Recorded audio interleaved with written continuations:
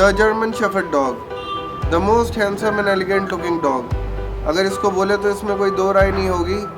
जो इसकी लुक है और ब्यूटी है वो बहुत ही अलग है और इसके चाहने वालों की बिल्कुल एक अलग ही क्लास होती है इस डॉग को। और one of the most common police dogs, almost अगर आज हम बात करें तो कई लाख डॉग्स हैं ऑल ओवर द वर्ल्ड जो सर्विस में है आर्मी के अंदर। मोस्टली ये यूज़ होते हैं सर्च एंड रेस्क्यू ऑपरेशंस के अंदर, रेड्स डालनी हो, किसी को पकड़ना हो, या फिर ये ड्रग्स वगैरह ढूंढ के निकालने में भी बहुत ज़्यादा अच्छा स्निफर डॉग का काम करते हैं। इनकी नाक बहुत ही अच्छी होती है। उन कुछ चुनिंदा डॉग ब्रीड्स में से है जो अपने मालिक के लिए गोली खाने में भी 1 सेकंड नहीं लगाएंगे। अगर उसके मालिक पे या उसकी फैमिली पे कोई भी रिस्क आता है तो ये सबसे पहले जा कर के आगे जाएंगे। अगर इस डॉग ब्रीड की हिस्ट्री की बात करते हैं तो 1899 के अंदर सर मैक्स वॉन स्टेफनिश ने इसको फर्स्ट रजिस्टर करवाया था as a recognised dog breed in Germany. ये जर्मनी में ही बना था। काफ़ी सारी डॉग ब्रीड्स की तरह इसका भी जो क्रिएशन है वो जर्मनी के अंदर हुआ था।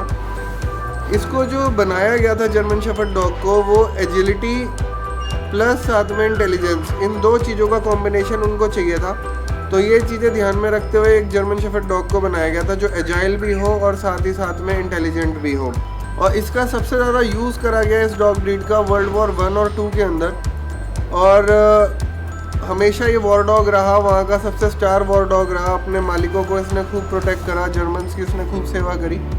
ये चीज़ देख करके अमेरिकन्स को बहुत ज़्यादा हैरत हुई कि इतना भी बहादुर और इंटेलिजेंट कोई डॉग ब्रीड हो सकती है। तो कुछ कुत्ते ये वहाँ से अमेरिका भी ले गए थे जहाँ से कि उन्होंने इनके आगे ब्रीडिंग कराई और वहाँ पे भी ये डॉग इक्वली फेमस हुआ। कई हॉलीवुड मूवीज़ में भी आया ये डॉग। तो डराने के लिए इसके ऊपर के 6 ऊपर के इंसाइजर्स और 6 नीचे के इंसाइजर्स जब वो यूँ मिलते हैं तो कैंची की तरह एक ग्रिप बन जाती है जो कि छुटानी बहुत मुश्किल होती है। तो उस दांतों से ही जो है क्रिमिनल डर जाते हैं और पुलिस का काम आधा हो जाता है, तो उनको गोली नहीं चलानी पड़ती। तो जर्मन शेफर्ड आता है बेसिकली अपना ब्लैक और टैन कलर में, और उसके बाद में बहुत रेयरली ये फुल ब्लैक भी मिलता है। और आजकल तो ब्रीडर्स ने कुछ ऐसा भी कमाल कर दिया कि एल्बाइनो वाइट कलर में भी आने लग गए हैं ये सारे। और इनके अगर जर्मन शेफर्ड के कानों की बात करी जाए तो पॉइंटेड अलर्ट ईयर्स होते हैं, क्रॉप कराने की जरूरत नहीं होती, इनके कान नेचुरली खड़े रहते हैं। तो ये एक सिमिलैरिटी है अपीयरेंस के अलावा। ये एक और सिमिलैरिटी है इनके और वुल्फ यानी भेड़िया के बीच में।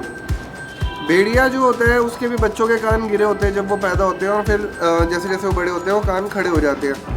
लेकिन इसमें जो वुल्फ का अगर जीन कह लो तो वो बहुत ना के बराबर है मेरे ख्याल। तो अगर इस ब्रीड में हेल्थ की बात करते हैं तो ओवरऑल ये बहुत ही क्लीन ब्रीड रही है जिसके अंदर बहुत कम क्रॉसेस लगे हैं शुरू से।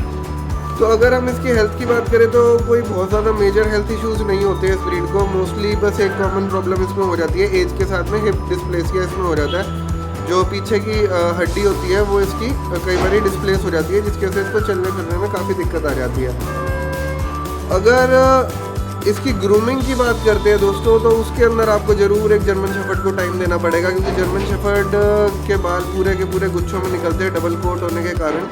तो पूरे गुच्छों में वो बाल झड़ते हैं, तो आपको इसकी डेली ग्रूमिंग बहुत ज़रूरी करनी पड़ेगी। लेकिन उस डबल कोट के साथ में एक फ़ायदा ये हो जाता है कि ये आपका ऑल वेदर डॉग हो जाता है। बारिशों में भी ये चल सकता है, ठंड में तो अच्छा काम करता ही है, और गर्मी में भी अगर आप इसको गर्म वेदर में भी रखते हैं तो बहुत इजी है। इसके बाल ट्रिम करा दीजिए और आप इसको हॉट वेदर में भी रख सकते हैं। पर हॉट वेदर में फिर आपको यही ध्यान रखना पड़ेगा कि इसके बाल जो है आप ट्रिम करा करके रखें। और इसकी जो एक बुरी आदत है या फिर एक कह सकते हो कि जिस वजह से ये इनफेमस है, जो इसको बुराई देती है एक चीज़, वो ये नंबर 1 बाइटर डॉग है।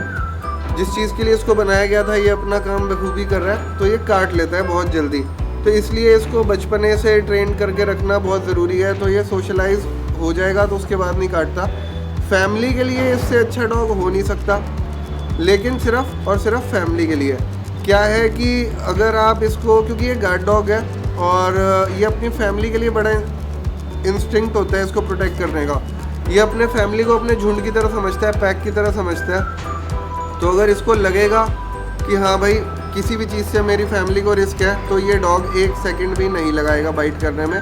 तो इसीलिए फैमिली के साथ ये डॉग बहुत अच्छा है, लेकिन अर्ली ट्रेनिंग इसको देनी ज़रूरी है सोशलाइजेशन की, कि ये ज़्यादा एग्रेसिव ना हो और बाइट ना करे, क्योंकि अगर हाइट की इसकी बात करें तो 24 से 26 इंच की मेल डॉग की हाइट हो जाती है एडल्ट मेल की, और 30 से 40 किलो इसका वजन हो जाता है। और अगर इतना बड़ा डॉग एग्रेसिव होता है तो आप बिल्कुल नहीं चाहेंगे। तो अर्ली ट्रेनिंग, मैक्सिमम ग्रूमिंग, और 9 साल से 13 साल तक की इसकी एज होती है। अगर आप इतनी डेडिकेशन अपने डॉग के लिए देना चाहते हैं तो the German shepherd is the dog for you. And website link is in the description. अभी एक्टिवेट नहीं हुई है, लेकिन जैसे भी एक्टिवेट होएगी तो लिंक डिस्क्रिप्शन में आ जाएगा। वहाँ पे जा करके आप अपने जर्मन शेफर्ड के लिए और अपने बाकी सारे पेट्स के लिए भी बहुत अच्छा सामान हमारी वेबसाइट से खरीद सकते हैं। ये वीडियो देखने के लिए आपका बहुत बहुत धन्यवाद।